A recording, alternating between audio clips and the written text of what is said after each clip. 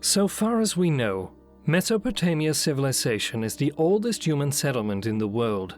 Mesopotamia is a river in the center, hence the name comes from the Greek words for the middle and the river. Mesopotamia is the land between the rivers Euphrates and Tigris in what is now Iraq. The culture is best known for its wealth, urbanization, and profusion of written works, as well as for its contributions to mathematics, astronomy, and other scientific disciplines. What is the culture of this civilization? Curious to know more? Well, stay tuned for that. Hello everyone, and welcome to our channel.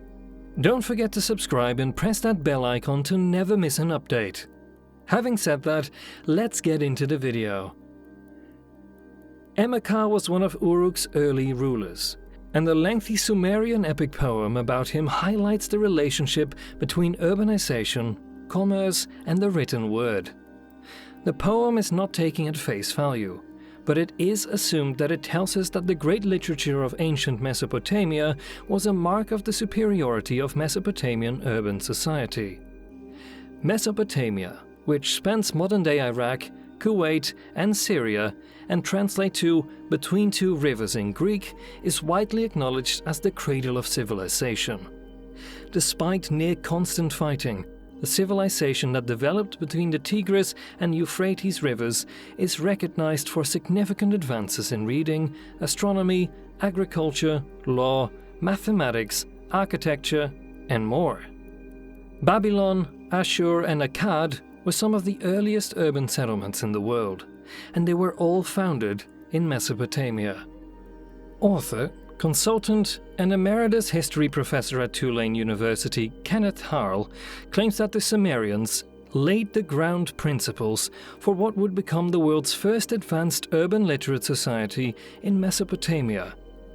Research and writers are in charge of society, while the rest of us perform the dirty work. Among the most well-known Mesopotamian innovations is the cuneiform writing system, which was used to create the Code of Hammurabi. They also established the 60-second minute, the 60-minute hour, and the 360-degree circle as standard units of measurement. As for the zodiac, it was the Greeks who refined the Babylonian system of dividing the year into 12 periods named after constellations. Mesopotamia was subjugated by the Persians in 539 BC. In the centuries that followed, many changes occurred. According to Podany, author of the forthcoming book Weavers, Scribes and Kings, A New History of the Ancient Near East, innumerable individual kingdoms came and went, and a few empires rose and fell for various causes. Throughout the 3 millennia during which ancient Mesopotamia flourished, but fundamentally the civilization was the same from the middle of the 4th millennium BCE to the middle of the 3rd century BCE, and many would argue beyond that. Although regional unity was unusual, the region's civilization was rock solid. The language of Mesopotamia is known as Sumerian.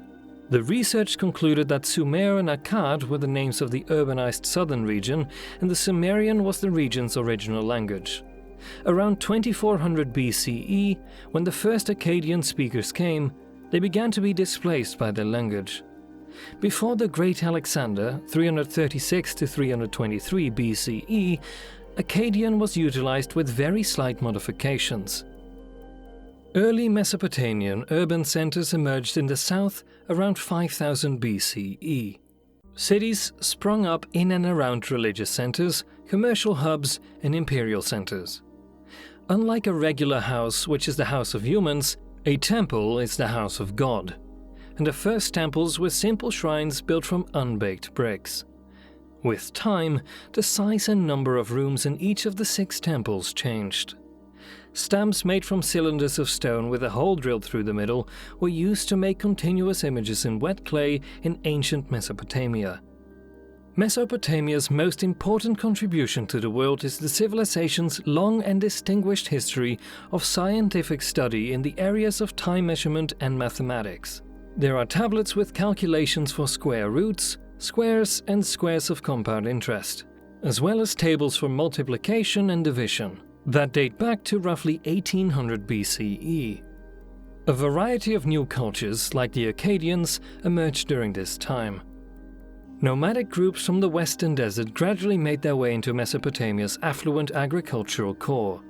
In the summer, the shepherds would herd their flocks into the planted area.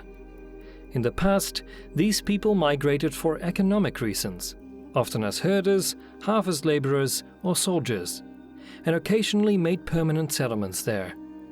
There were just a few people, like the Akkadians, Amorites, Assyrians, and Amorreans, who were able to establish their independent governments. Reasons why Mesopotamian culture is still important today? Well, it was in the Old Testament, the earliest book of the Bible, where Europeans first learned about Mesopotamia. For instance, Shimar, a name for Sumer, is mentioned as a place with brick-built cities in the book of Genesis of the Old Testament. And that is it, everyone. So what do you think? Leave a comment and let us know. Thank you for watching the video, and don't forget to like the video and subscribe to the channel if you haven't already done that. Also, put on those notifications because the next video is going to be a great one.